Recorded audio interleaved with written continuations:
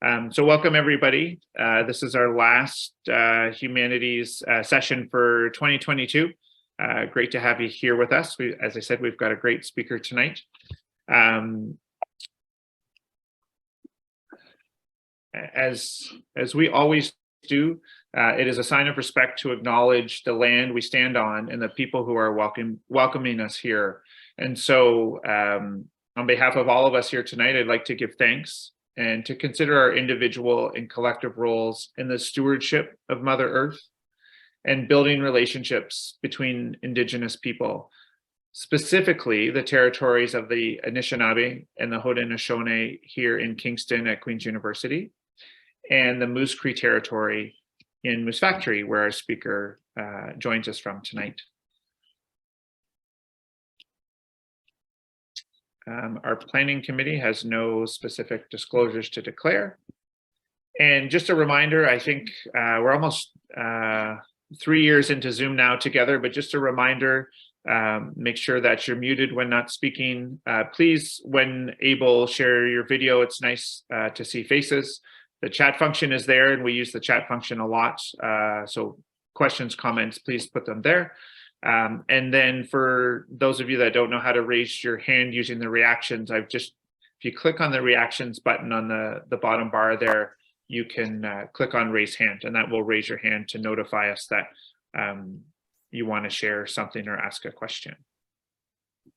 Okay, and so without any further ado, I'd like to introduce our speaker for tonight, coming from Moose Factory, Shalisa Barton, who is a Queen's School of Nursing grad 2021, who after graduation took her first job at the hospital in Moose Factory and has had a lot going on over the last year and a half in her nursing career. And I'm really excited on behalf of our team to have Shalisa join us so that we can talk about the ups and downs and as Shalisa says, going with the flow, adapting to what's needed where she's working. So welcome, Shalisa. Thanks for coming. And as I was chatting with you last night, I thought maybe we would start with sort of your journey from the end, your last year or so of nursing here at Queen's, and what prompted you to move to Moose Factory and start your career there. Yeah, of course. Again, thank you everyone for having me and making time in your evening to come and listen to me talk. My parents were shocked that people would sign up to listen to me talk for an hour. But I have always been someone who especially throughout nursing school, because nursing school was one of the most challenging things that I have done in my 23 years of life. And I always try to, for lack of better words, go with the flow, or just, I'm one of those people that think everything happens for a reason.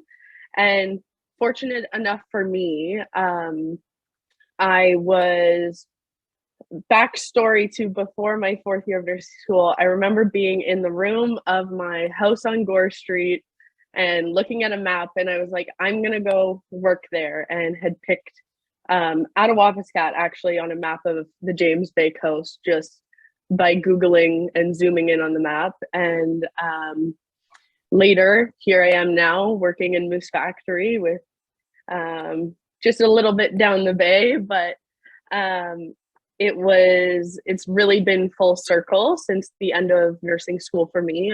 In my fourth year of nursing school, I was asked to participate in Operation Remote Immunity as a student, which I was sitting in my room on Christmas break, and Cheryl Pulling sends me an email asking me to meet with her. And, that's kind of scary. Why are you talking to me on Christmas break, and what do you want? It's never usually a good thing. So I was really quite excited when Cheryl asked me to be a part of Operation Remote Immunity, and told my parents, got all excited. And a couple of weeks later, I found out that I was actually designated to come to the James Bay coast. So I was like, oh my goodness, I'm actually going to go to Attawapiskat and go to these communities that I wanted to work in.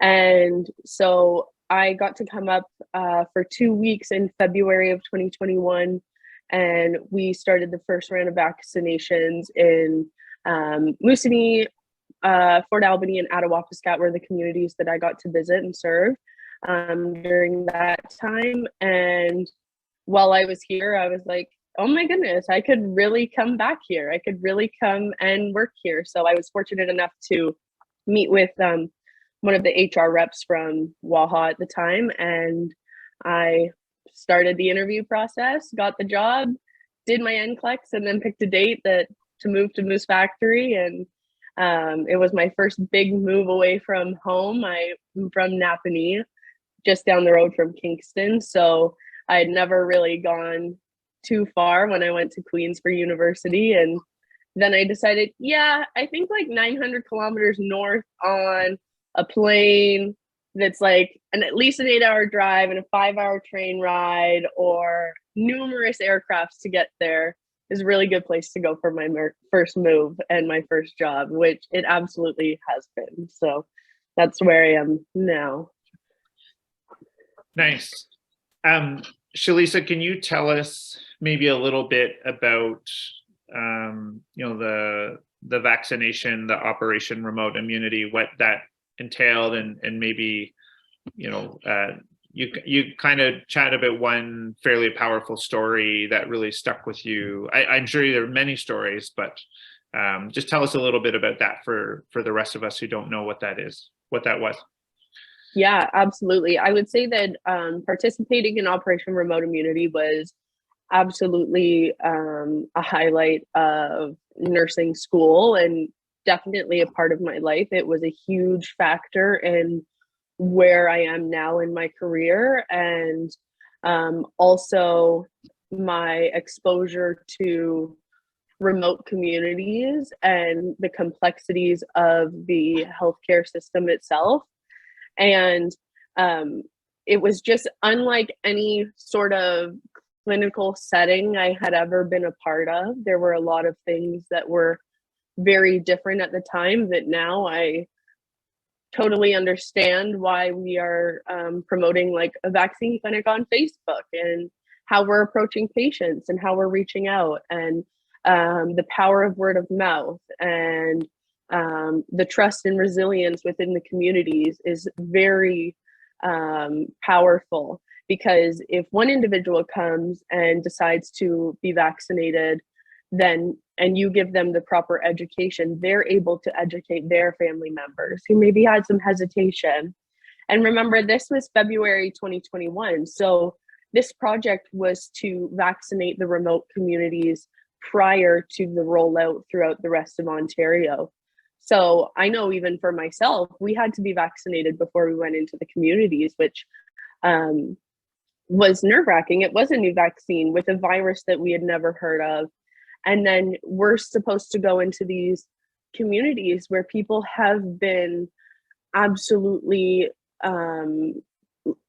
absolute victims to the healthcare system and the residential school system, and ask them to trust us and accept a vaccine that is new. And the communities had some of the highest vaccination rates, and it prevented a lot of significant disease in the communities. And the resilience they showed was just absolutely incredible. And in particular, I had an elder that I had the privilege to vaccinate, who, when he came up for his vaccination, I noticed that he had quite a large scar on his arm, very large deformed scar. And he was very willing to speak with me and share some of his stories. And I remember I'd asked him what happened to his arm. And he told me that it was actually part of an injection that he received in a residential school. And it essentially rotted his arm. He had no idea what it was that he was injected, but by the sounds of it, like his arm was necrotic, and he has this very large deformed scar there. But it was just such a kind of full circle moment, and really showed the resiliency in all the individuals choosing to be vaccinated and put their trust back into a system that has betrayed them in the past by allowing me the privilege of giving him this vaccination into another arm that again was new, was something that was it was just getting rolled out.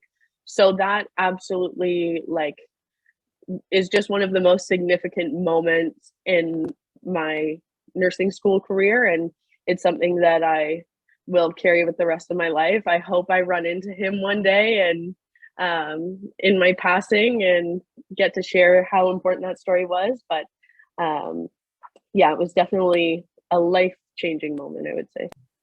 And Shalisa, hearing that story for the second time now, because you told me that story some weeks ago,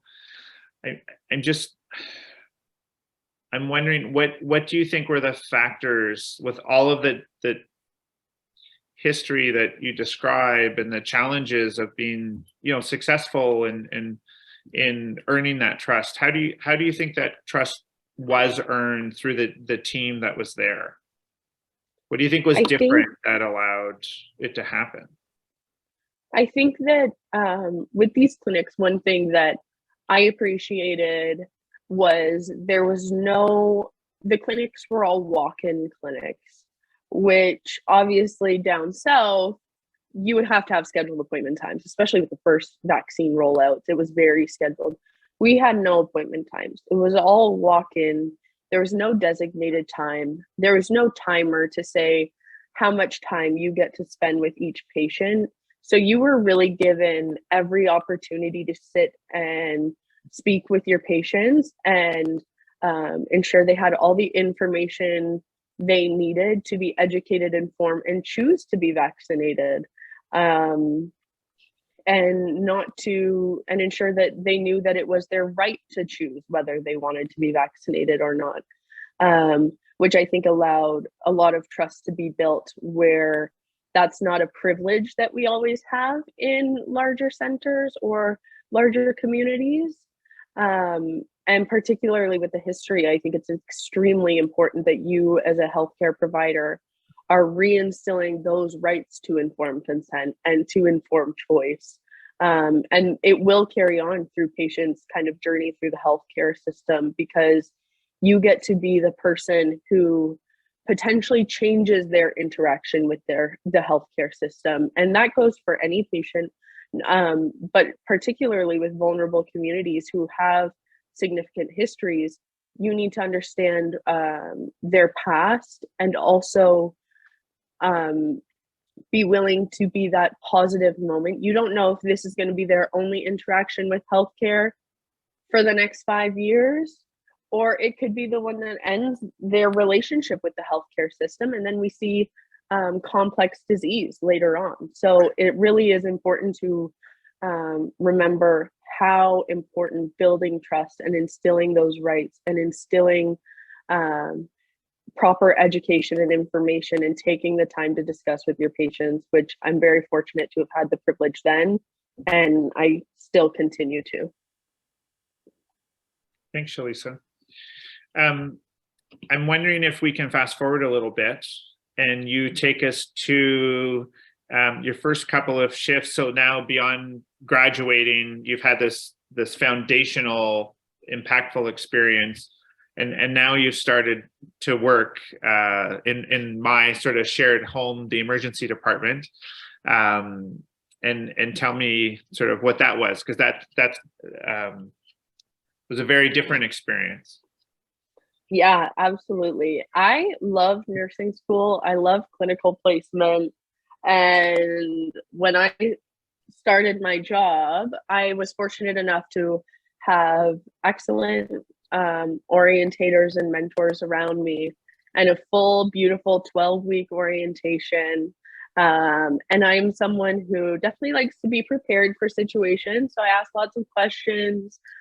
Being an RN in a small community hospital, you're expected to respond to often many of the critical situations, particularly if you're on nights or weekends when there's even less staff in the building.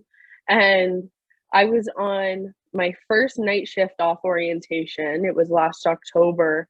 And I was fortunate enough that I never had an experience with a resuscitation in nursing school. I had never been a part of the Code Blue. I have never worked in the emergency department where critical patients were coming in. So I'm on my first night shift off orientation, and it's like 3 a.m. and one of my best friends is down in the emerge as a charge nurse, and she calls up and tells two of us that we have to go downstairs because they had a patient coming in who was going to need resuscitation. And I was just like, oh my God, you have to be kidding. Like, this is my first shift off orientation. This is happening. So we run down to the emerge, and I remember I documented in my first code, luckily, and I got to see kind of everything going on. And afterwards, I think even now, I don't think I've ever heard louder silence than walking away from a resuscitation, especially an unsuccessful resuscitation. And that's something that still continues to, in a way, haunt me. And after that, I didn't know how I would react to those sort of situations because I had never been in them. Any situation with death had been mostly expected. And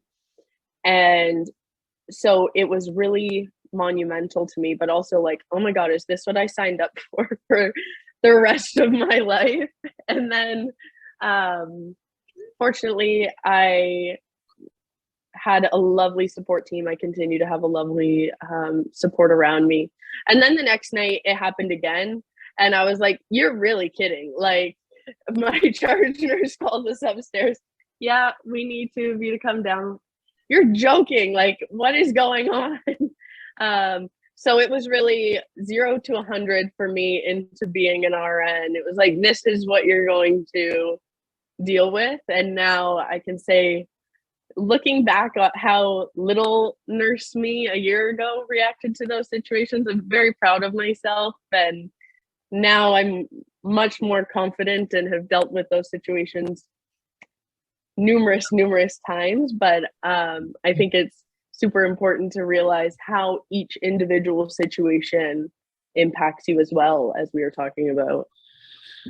So Shalisa, I heard you say something in there about the loudest silence. Can we unpack that a little bit and kind of sort of explore what you mean by that? I think I know what you mean, but can we chat about that for a few minutes? Yeah, absolutely. I know personally for me, each situation definitely affects me differently. There's a lot of different factors. But in particular, I remember a couple months ago, I was a part of a resuscitation that was unfortunately unsuccessful. And sometimes in these situations, maybe families in the emerge by the time a time of death is called, but sometimes they're not. And it's in those moments, but even with everything, you've just been immersed in chaos for at least an hour. Like, absolute life-saving attempting measures, chaos, and craziness. And then at the end of it, I find particularly when I'm working on, I work in 2 departments, so I also work in the inpatient department. At 4 a.m., walking back down this long hallway to go up to assume care again for my entire team of patients, it feels like the longest, quietest walk ever, even if I'm with someone, because you just don't have any words, you don't know what to say. And not in a I'm not dealing with this appropriately and I'm not taking care of myself and my emotions, but it's just kind of that bit of like silence after the storm, I would call it. And it's extremely impactful to sit in that at that time. Thanks. So you go back to, I'm just kind of living in the moment now with you, sort of walking back with you back to the ward, looking after patients who all have their own individual needs and tasks that you have to do. Your shift is done. It's a night shift, so you're going home to bed. You wake up, and when you wake up, are you thinking about what's coming next, or is your in those, especially in those first few encounters, was your mind going back to all that had happened and trying to sort of process it? I think, as I said, each one has really impacted me differently, and some are similar and some are not. I certainly thought after my first resuscitation, I would struggle more. So the day I went home, I reached out to my therapist and was like, I want to arrange an appointment just to follow up. I didn't think that the second night would be as crazy. Those adrenaline rushes are something that I had never, ever experienced. And the come down from them is just absolutely insane. To this day, there are some shifts where I walk away from, and I particularly hate night shifts. All of my resuscitations, all of my crazy stuff happens on nights. So to me, the 12 hours between a night shift and the next night shift feels so much shorter than the 12 hours between coming off a day shift to the night day shift. I don't know what it is, but that's how I feel. And when I come home, I remember in particular one time recently, I just had an absolute chaotic shift. Resuscitations or emerge was full, and I'm going to buy breakfast food in the morning. And I went to the store, I stayed up, got all my breakfast food. If you go to the grocery store in Moose Factory, they have paper bags if you don't take a reusable bag. And I came home and I had a paper bag, and I walked in my front door and my bag ripped and everything fell on the floor. And that was just the switch for me. And I just cried. And sometimes that is one of it's an excellent cry. You feel great after it happens and you have a great sleep. But it's there's just this, and I think it's until you experience it, because it's not a normal job. It's not a normal thing to go into work. In a way, you choose this career, but you don't anticipate to go into work and be trying to resuscitate somebody, but then also have all these other patients with needs. And I find it's difficult to explain to anyone else inside my life outside of healthcare, because I don't think anybody can really fully grasp what you're experiencing. And it's just this most empty, downfall of energy afterwards. And for me, I just have to think you just have to let it out. You have to listen to your body. You have to listen to your emotions. And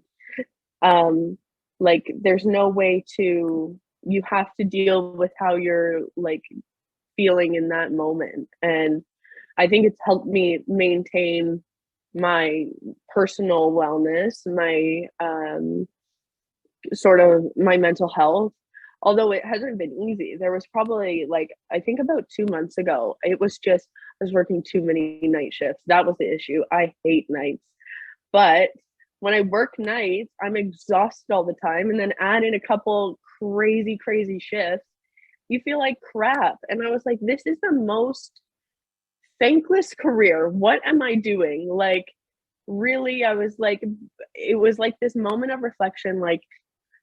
I have these patients, and I've had patients from nursing school that I still remember to this day, their faces, the care I provided for them. But I was like, oh my God, I'm just another nurse.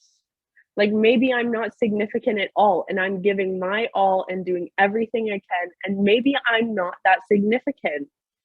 And that was really hard to navigate for a while. I no longer feel that way. And I'm sure it will come up again throughout my career. But it's really been the personal journey of navigating this career is something I certainly did not anticipate coming out of nursing school. it was just not expected for me. Thanks for sharing that, Shalisa. I think you articulate really well, describe really well what I think, all of us who are healthcare providers feel when things are really, either really challenging, add in extreme fatigue, the emotional investment and all that, and how we all have doubts about, the importance of, what we're bringing to the table as an individual. So as I was listening to you, I was really curious to think about how things have, how do you get out of, over the last year and a half since when you started those first tough shifts, even 2 months ago, as you described, how do you sort of bring yourself out of that, like, really high fatigue, high emotional investment feeling, kind of just like your tank is empty? How do you fill that tank or your cup back up? For me, it's really important for me to remember, because when COVID started and COVID isolation started, I was finishing up third year and moving into fourth year. So the last year of school, I lived at home with my parents. I was going to school and then just kind of hanging out by myself for the last year of school. And I really started to invest a lot of time into myself, because I'm someone who obviously had to move to Moose Factory 900 kilometers away because all my family's in Napanee in Kingston. And I'm somebody who, I need to go take my nanny to get her groceries. I need to go do this. I need to go do this. When I'm home, I'm running around trying to visit everyone. All my friends are there. But COVID made me get really uncomfortable and put time into myself. And that's something that I continue to have to do. I used to be terrible at watching TV. I couldn't even watch TV. I remember I had to write it into my agenda. Yay, I watched Netflix today, because I was getting so caught up in not giving myself self-care that COVID was this big wake-up call.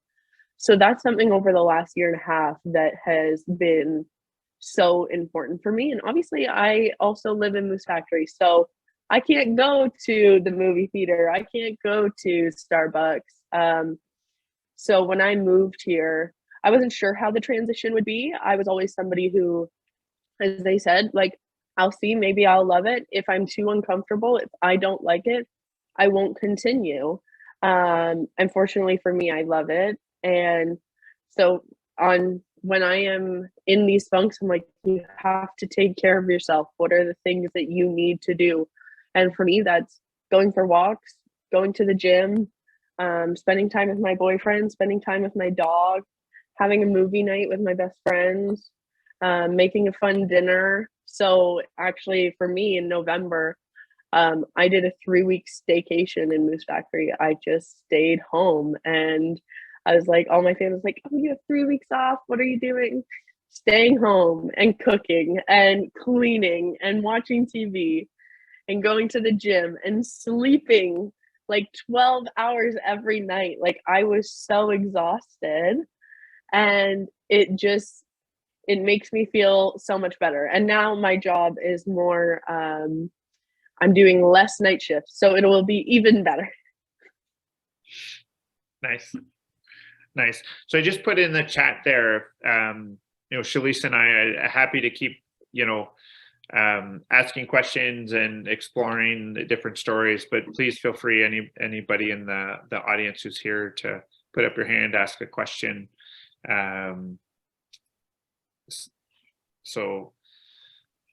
Catherine. Hi, Shalisa. I just been jotting a few things down, and I have a few lines of questions I was going to ask you. I teach a final year course in the occupational therapy program on clinical reasoning, and we do a whole assignment on novice to experts. And I always bring someone who's worked their first year out to come and talk to the second years, just as they're about to graduate, to say, what is the biggest learnings, your tips? So if you had to talk to your almost graduating self, or like a cohort that's just graduating, it sounds like you've learned and reflected on so much. Like, what would the key pieces that you would wished you had known as you entered this job? I think particularly, obviously, there's so many realms of nursing, but I was an individual who went into acute bedside care. Um, but I think it's just you have to be so patient with yourself. There is so much to learn and so much responsibility. And I don't think it's something that you truly can grasp as a student in your placement until you're thrown into the hospital on your own with your own license and they say go. And that is a huge responsibility and it can be quite daunting. But I always say to anybody who is graduating, don't hesitate to ask questions. Don't hesitate to ask for more orientation. You have to advocate for yourself because you do have this license. You have to protect yourself and you will learn and develop as your own professional, which is crazy to go into this career. For me personally, I went straight out of high school. So if I look at from 18 to now, I've learned so much and you grow so much as a person as well. You just have to be so patient with yourself and make changes. There's no point in staying in something that makes you unhappy. The world is like too big for that. So that is what I would tell them. No, that's helpful. I don't want to hog the floor because I'm sure other people have questions, so I'll just pause before I ask my next one. Yeah, of course. Okay, so in light of the fact that no one's raised their hands yet, I'll just keep going. So I was also really intrigued because when you first started talking, you shared your experiences about working with individuals, but you reflected on the vulnerability of the community. So it was like especially like I know as nurses, you think about the community, like as occupational therapists, and many of us do, but we're so often focused on individual skills to deal with individuals, but they are embedded in these complex communities. And you talked about like your learnings and how you saw this community as vulnerable, and now you're in an institution in the hospital. Like, how do you bring that understanding of the communities in which the people that you are providing care for? How does that change how you see people in an institution? Because it's easy to forget where people come from. Mm-hmm. Absolutely. I think it's something that and it's funny, I see Jeanette Serta's on this call, and this conversation I had with her when I was I think I was finishing up my second year clinical skills, like rotation, and I was in an office with her. And I remember having a conversation about taking care of patients and getting so caught up in the skills that I was forgetting about how important all these other little tasks are. Like, and that has been, I would say, monumental and is monumental to nursing care, that it is so much more beyond. We get wrapped up, particularly as students, in clinical skills, but these are humans. And that is like, I think if you can realize that, for me, I really genuinely try to teach to care for every patient I have as I would want my most loved one cared for. Because at the end of the day, they deserve that care and that respect. And in doing that, I think you are able to get a little bit of sort of their backgrounds. Fortunately for me, I'm in a much smaller center. And I'm kind of embedded very closely into the communities that the patients are coming from. But in larger institutions, I think that's where we have gaps, and listening to your patient, like your patient really is the most important person and will guide their care. We come up with these care plans, these crazy inquisitive plans. You walk into the room, you pitch it to the patient and they say no. So now you've just wasted all that time, where if you sit with the patient, you could find out what they're willing to do or what they want to do in 5 minutes and direct that care specifically to them. and they will provide you with the information. And I think in the bigger institutions, it is a bit more challenging, but those are the sort of little things we can do. Particularly in Kingston, I know as a student, it was quite sort of frustrating at times, like when there weren't translators and you felt like you weren't doing enough because you're not able to access the whole patient when there's gaps like that. So yeah, I don't know. That's kind of how I navigated, I feel. Thanks so much. Nice. So Maria, I see your hand up. We're going to go to Maria and then go to the chat. Heather and Jeanette have both made comments and asked questions, but Maria, you go ahead. Hi. Thank you for that great talk. It was really interesting to hear.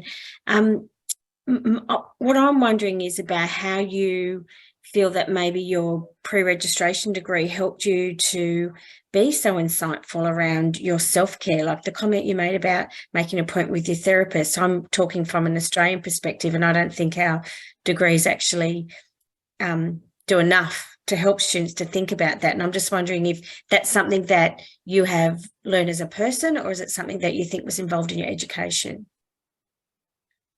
I think fortunately enough for me, I get a little bit of both of it. I would say generally, like in school, I got pretty good grades and like was pretty smart, but I never anticipated that I would have ended up at Queen's. And when I did and was given that opportunity, I was like, okay, whatever happens, happens. I'm going to deal with it. And nursing school is hard and it's stressful, but for me, I was like, I'm going to do my best. And my parents are fortunately very understanding and loving. And if I were to have failed any course, they wouldn't have scolded me or been disappointed in me. And I could have made any choice and they would have supported me through it. And I'm so, so fortunate for that. But I think that it's also helped me transition into my career. And I think that's so hard, especially in academia. Like, especially if you have these go-getter students that have been like, you know, like the straight A students all through high school, like just absolutely drilled through the academic path. It's hard to break that. And university oftentimes will break that. So for me, I was like, whatever happens, happens. I'm going to try my hardest. And it worked out for me. I remember the night before my Psych 100 exam in first year, calling my mom, being like, I just calculated my grade and I don't know if I'm going to pass tomorrow if I don't get this grade. And she's like, okay, go to bed. Like, okay, it's fine. And after that, I failed lots of things. I still made it here. And I also say that to students. It doesn't matter what grades you get, you're all going to get the same degree, and particularly in nursing. I think your clinical skills are so important, and the rest you can learn, and it might take you a little extra time. I actually think I agree clinical skills are vitally important, but you seem to have really embraced the art of nursing, so the caring side of it. And I would think in curriculum we focus a bit too much on clinical skills and not enough on that. I don't know what your thoughts are around that.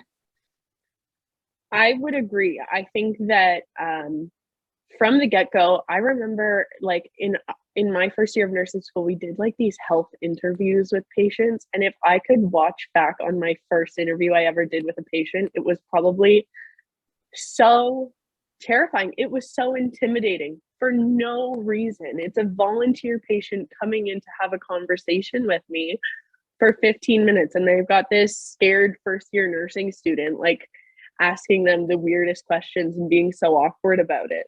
So I don't know how we can change our education to reflect on the way I look at it is the humanity behind nursing, because when you look at it, it really is focusing on a human, on a person, and that is so significant.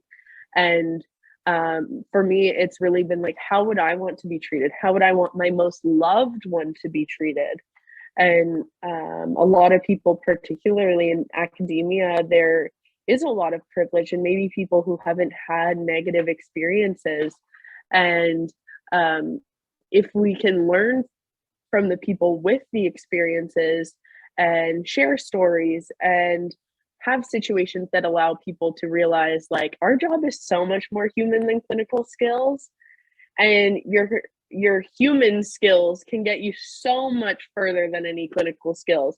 I've been quite fortunate that I haven't had a code white in my last year and a half, but particularly working in the emergency department, I know there have been situations where I've single-handedly avoided a code white by just talking with people. If you come in with the I am Ativan, obviously there's situations where you need to do things for safety, but there's no point in aggravating someone who's aggravated. You need to maybe like desensitize your environment.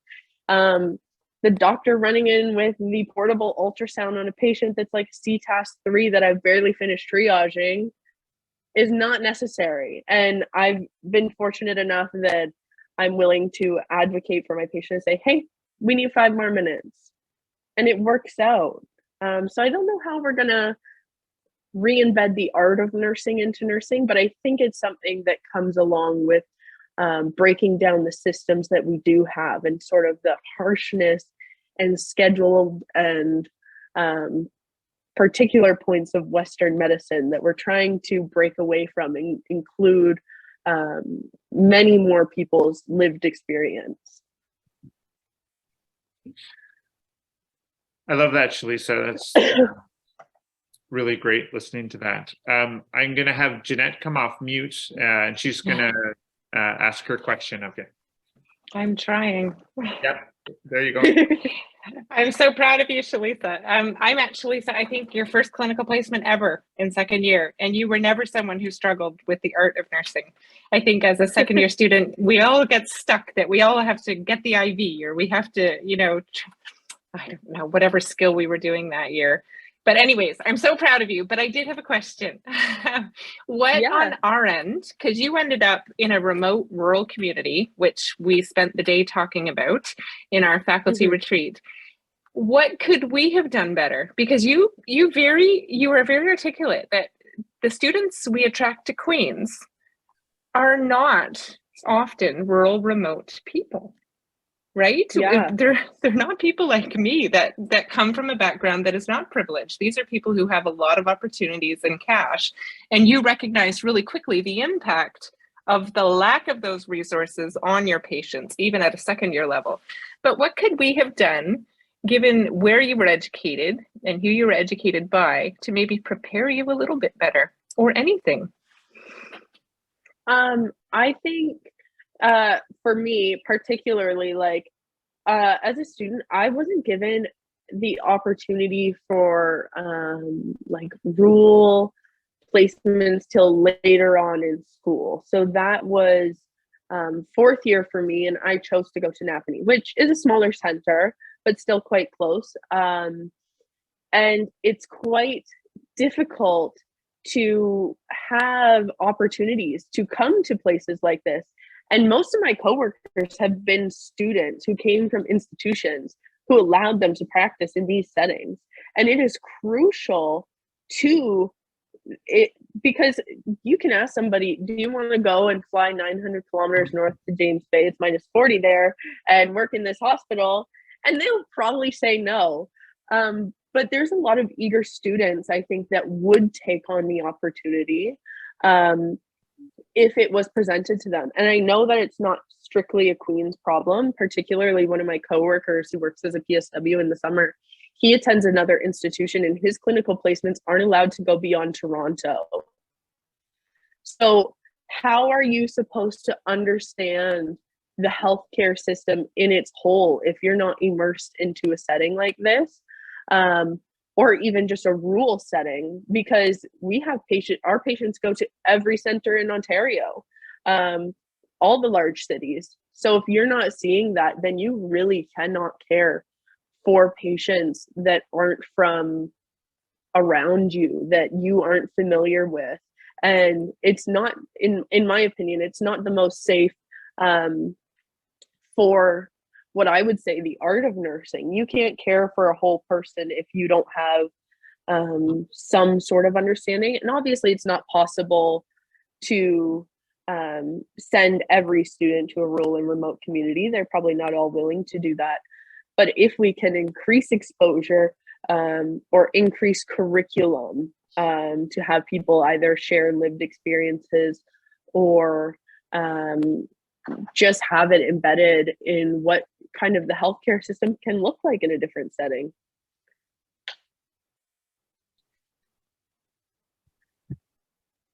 Hey, Val, I see your hand. Val, before you ask your question, I'm just going to go back up to Heather's question in the chat before Jeanette's, and I'm just going to read it out.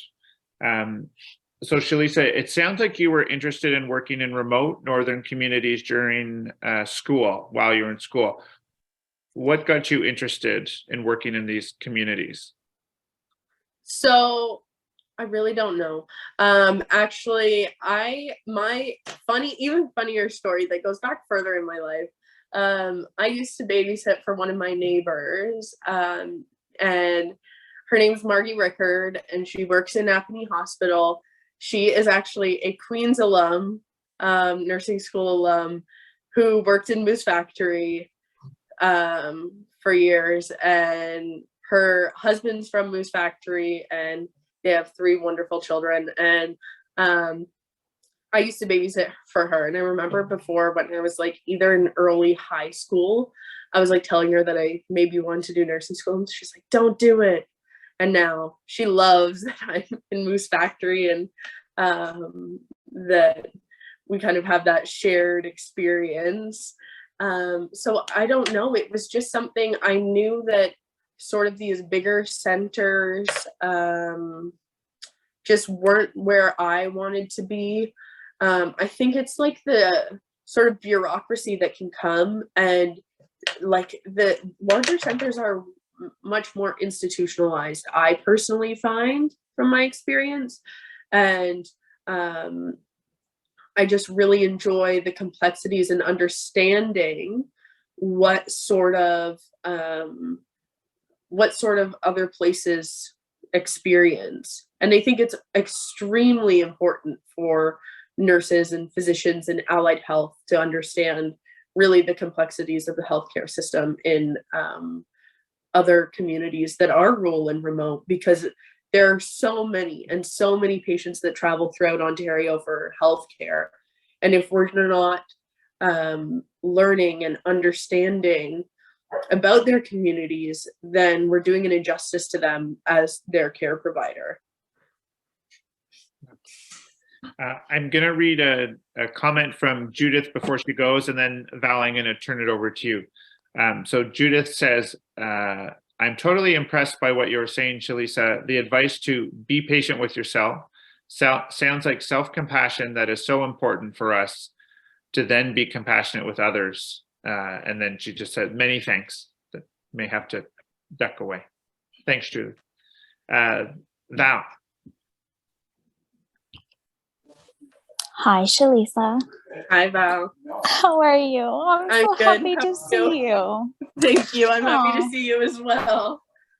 Shalisa was a student of mine in my undergrad hospice palliative care nursing course. And I will echo what Jeanette said, that I don't think you were ever someone who struggled with tasks, but I am not surprised to hear you talk in the way that you're talking, and the insights that you're able to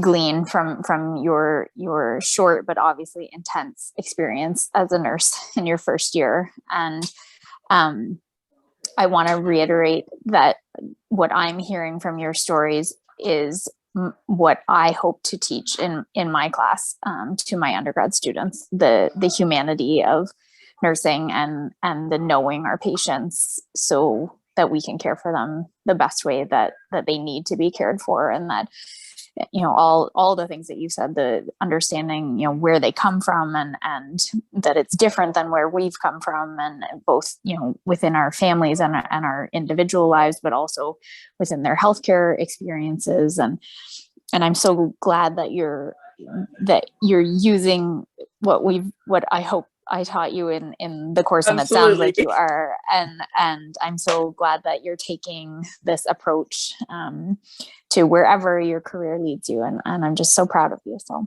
So lovely to see you. Thank you. And yes, to follow that, more palliative care education for nursing students and all healthcare providers.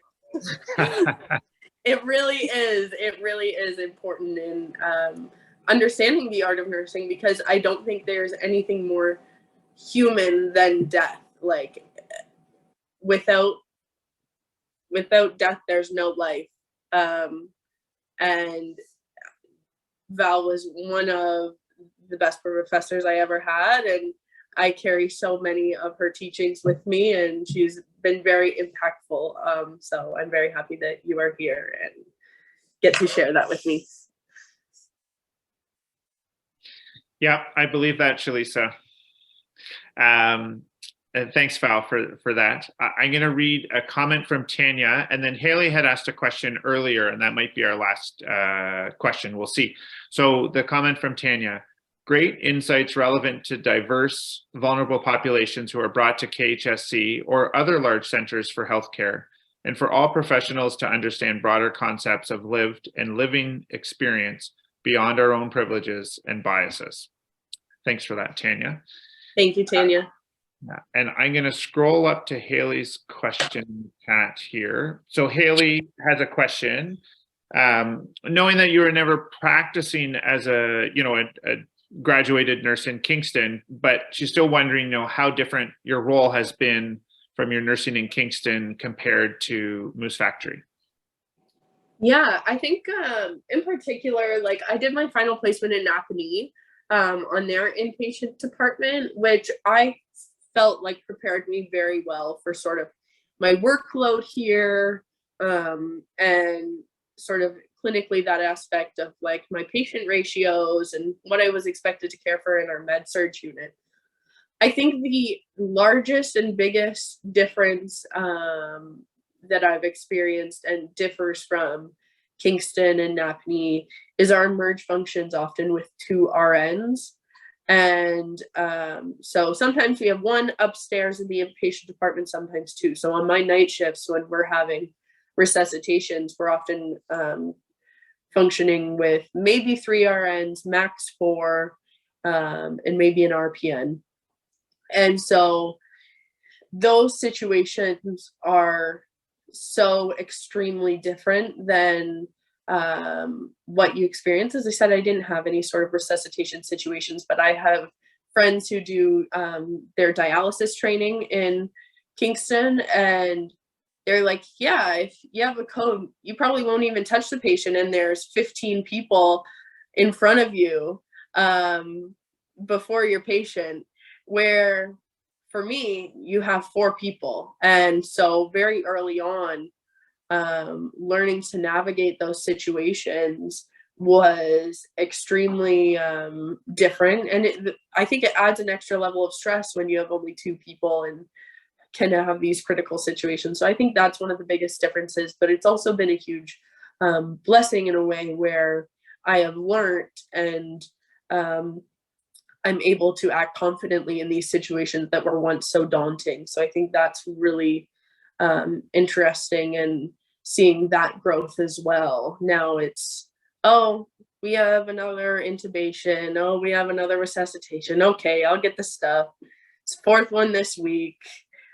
You get to settle into your emerge nurse, which is what I always wanted to be. So that's definitely different from down south, and all the resources you have, all the people you have, and you're really grateful for your team at the end of the day, because you work extremely close with your teams. And that's another thing that I particularly love about working here compared to some of my practice I had experienced down south. As a nursing student, I did not understand the process of doctor's orders or what roles residents had or anything. And not till I was sort of into my final practicums, and now especially understanding that whole process.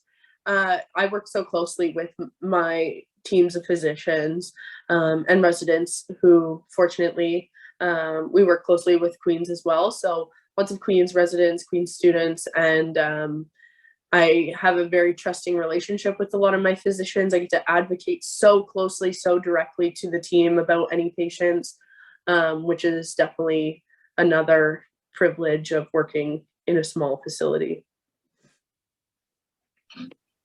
Awesome. Thanks, Shalisa. There's, you may want to have a little peek at the chat there. There's some really nice comments from Haley and Tanya and Diane. Diane just talking about being back in Moose Factory during her training 40 years ago. And Love it.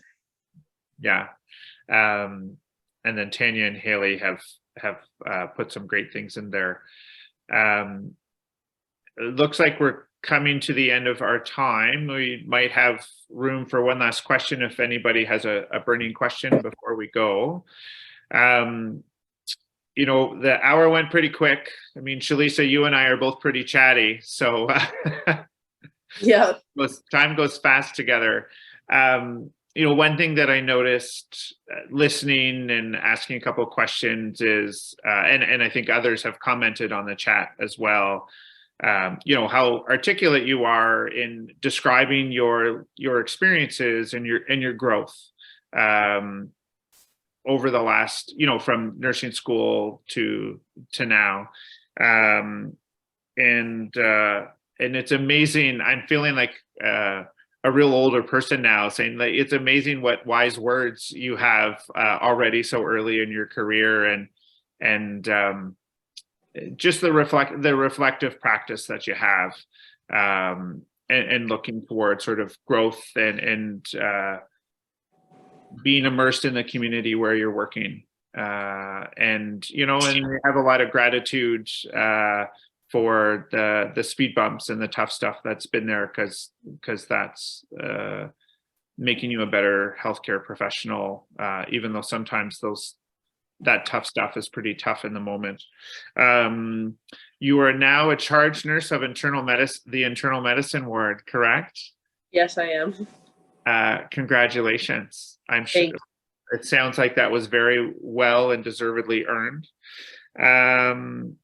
And yeah, I hope you can join us for future parts of the series, and yeah, it's been really great chatting for the last hour and chatting a few times getting ready for tonight. Yeah. And I think yeah, just a big thank you from everybody. Lots of clapping out there, and thanks within the chat. Yeah, and thank you again to everyone for coming out and having arranging this. I'm really fortunate that I have these experiences, and when you talk about things that fill your cup, I think it's opportunities like this, getting to talk to other health professionals and students particularly, and sharing these stories, that it kind of builds your fire back up as well. So I really appreciate this opportunity. Awesome. All right. Well, with that, I'll say goodnight to everybody. Shalisa, just stay on the line, and I'll say bye after Catherine and I will say bye after everybody leaves. Thanks, everyone. Have a good night.